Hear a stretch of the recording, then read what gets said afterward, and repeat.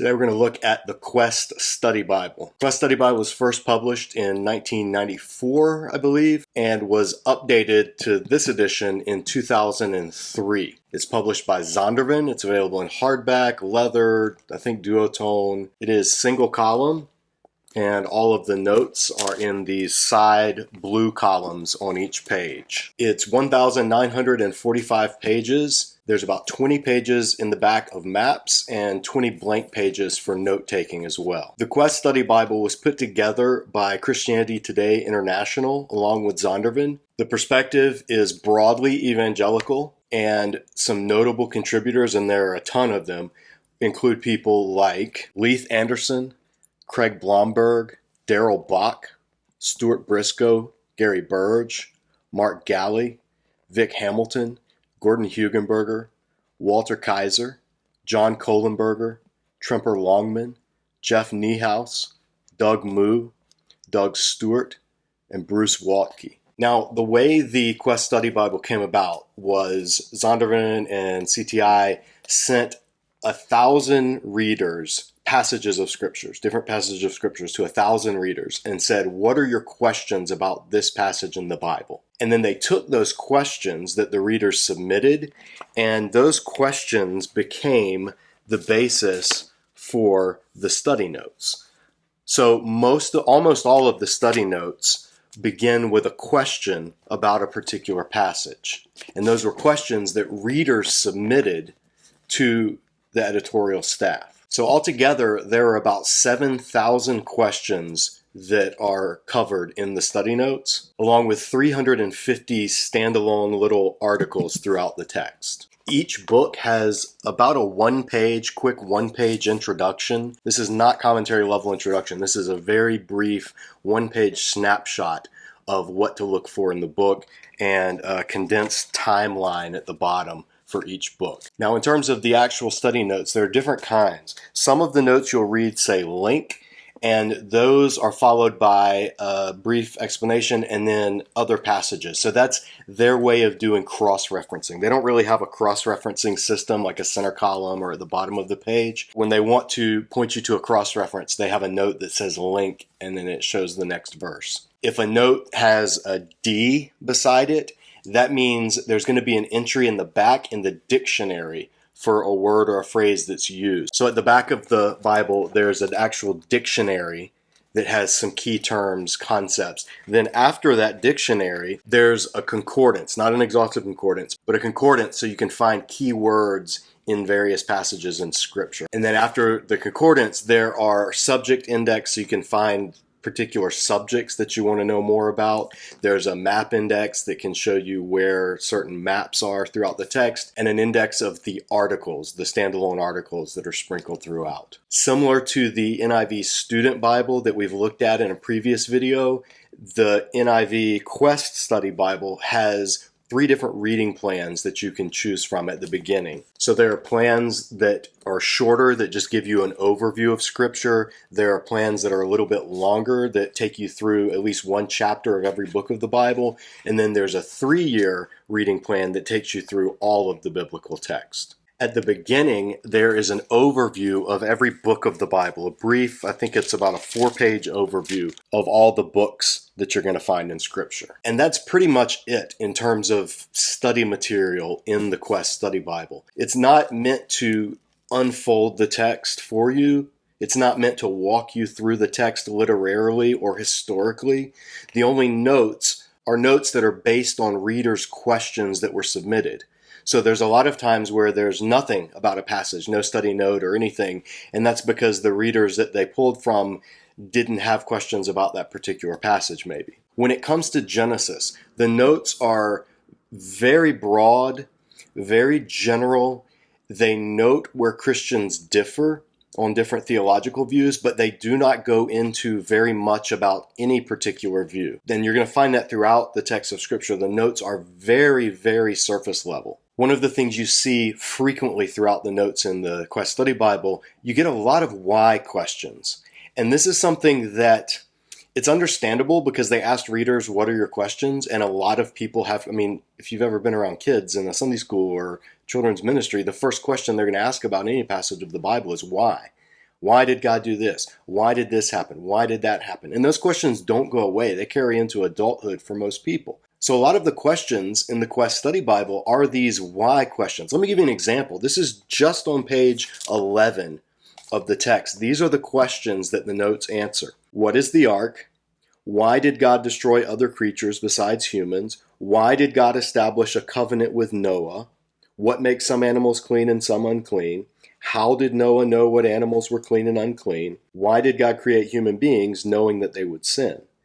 And those are all perfectly valid questions and good questions. The problem is that's how much space gets devoted to answering those questions. It's just not enough. When you ask why questions about the text, you're moving away from understanding what the text is saying and what it meant to theology. And so there has to be broader theological, more in-depth answers to a lot of these questions. And unfortunately, you just can't fit them in a study Bible with these few notes. When we come to Exodus, the notes just assume things like the early dating of the Exodus to the 1400s rather than the 1200s. It assumes the traditional location of Mount Sinai down at the bottom of the Sinai Peninsula and doesn't give any of the other proposed routes or the proposed locations. There is some interesting discussion about the theological significance of the plagues of Exodus and how they relate to the different gods of Egypt, which was good to see. And likewise, there are two separate essays that discuss what it meant for Pharaoh to harden his heart or God to harden Pharaoh's heart, and then why does God harden anyone's heart. It notes the different approaches that theologians have taken to answering those questions from the text. But other than that, there's really not a lot in terms of walking you through the text. There are no illustrations of the implements and the things that we see at the end of Exodus, the tabernacle and the priestly garments, things that are usually shown in other study Bibles. You don't really get that in this one. One thing that I'll point out that doesn't have to do with Exodus, but in an Old Testament passage, we look at this in other study Bible reviews and in Bible for the Rest of Us. We do a session on this passage.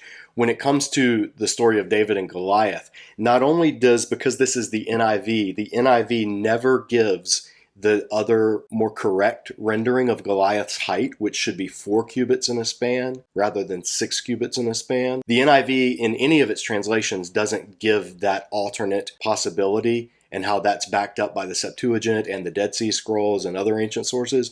So not only do they not give that, but the note in the study note for that section of 1 Samuel, this gives you an example of how little they go into things that I think are kind of important. The question beside 1 Samuel 17 says, was Goliath really 9 feet tall? And then this is the answer. There's no reason to think he wasn't. The description of Goliath is quite detailed, and such attention to detail is usually significant. And that's the end of the answer. No acknowledgement whatsoever that there is a longer and older variant reading of Goliath's height, that this is something that there's some background to. This just strikes me as an answer that you would give after a children's sermon or in a Sunday school class to somebody that you really didn't want to go into much detail about. When the crazy thing is, there's solid textual evidence that other translations like ESV, New Revised, give you the alternate reading in a footnote at least. You get nothing in this study Bible. That's disappointing. When we come to Romans 7, the notes, again, very sparse. There's no mention of the different ways Romans 7 has been read. The notes just assume a traditional Augustinian Lutheran reading of Paul talking about his own struggle with sin, and there's not any note whatsoever that would even lead you to imagine that there's another way to read that passage. Kind of disappointing. But then when we get to Romans 9 through 11, where Christians have differed in their interpretations, there are some notes and some short essays that do talk about the different ways Christians have read Romans 9 in terms of God's sovereignty, and Romans 11 in terms of who is this all Israel that will be saved and what does that look like. So there's a little, not much, there's not a lot, but there is a little bit that would at least tip the reader off that, hey, Christians take different views of this passage. It would have been nice to see that in Romans 7 as well. And when we come to Revelation, the different views and how to read Revelation are briefly mentioned throughout, very briefly. There's no unpacking of the different views or what they entail in terms of as you're reading the text. It's very cursory, but they are mentioned. Likewise, the note on Laodicea does mention the historical background that the hot and the cold that are being referenced were good things and that lukewarm is not good, rather than a traditional hot is good, cold is bad, lukewarm is somewhere in the middle. But not much historical background. And that's the thing you see in a lot of these notes, like mention of the tribulation or the millennium in later chapters of Revelation. You do get mention of it, but you don't really get anything else. It's like they just let you know, hey, this is out there, but let's keep going. So, would I recommend the Quest Study Bible? Now, this is an interesting one. I used to recommend the Quest Study Bible pretty frequently. In earlier editions of Bible for the Rest of Us, I recommended this. I even had a girlfriend one time who was wanting to read scripture and was kind of, exploring the faith, and I bought her a Quest Study Bible and gave it to her as a gift because she had a lot of good questions, and I thought this would be a good resource for somebody with questions. I'm not so sure of that anymore, honestly. After spending more time with it, yes, they do ask a lot of questions, and there are answers given to a lot of questions that other study Bibles don't even mention, but the answers are so short and so oversimplified and so Sunday school level that it's almost not worth it as a study Bible, honestly. I would put the Quest Study Bible probably somewhere between, let's say you have a spectrum. Over here would be the Student Bible that we've looked at. And if you missed that review, click the video right there for that one. You have the Student Bible over here. Then I would say you have the Quest.